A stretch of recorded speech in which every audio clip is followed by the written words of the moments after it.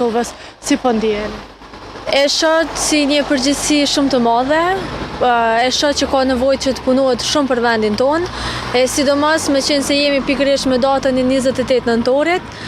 veç sa edhe kam publikuar një deklaratë time që unë e shoh shumë të rëndësishme që në vitin arshëm 28 nëntorit të jetë po ashtu edhe datë zyrtare shtetërore e Kosovës, me qenë se zyrtarisht nuk është, edhe pse ne mbajmë ditë pushimi në institucionet tona,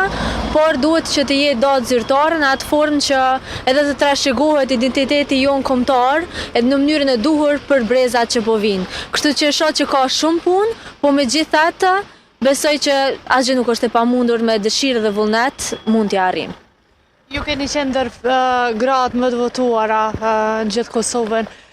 Në të ardhmen, mendoj që sërish do të kandidoni për deputete nga radhët e Partisë Demokratike të Kosovës.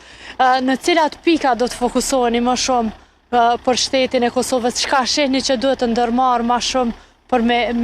me funksionu që duhet? Veç prezenca ime në Parlamentin e Kosovës, me thënë të drejtën, i prezanton 3 dimensione të ndryshme. Është e kaluara, tashmja dhe ardhmja. E kaluara për shkak të trashëgimisë familjare edhe prej nga vi, me të vërtetë unë kam për obligim që të flas për lavdinë tonë kombëtare, për ushtrinë çlimtare të Kosovës, për cilët e kam një krenari të jashtëzakonshme, por e kam për obligim të flas për të tashmen, për rinin tonë, që vazhdimisht janë duke lënë Kosovën, edhe nuk janë duke parë perspektivë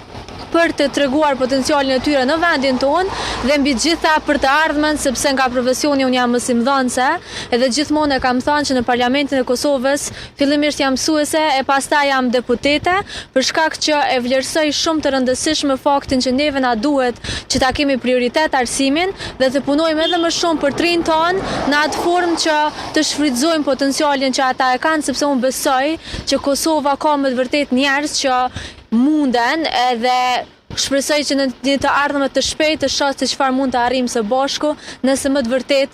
e duam edhe punojmë për Kosovën që ne dëshirojmë ta shohim.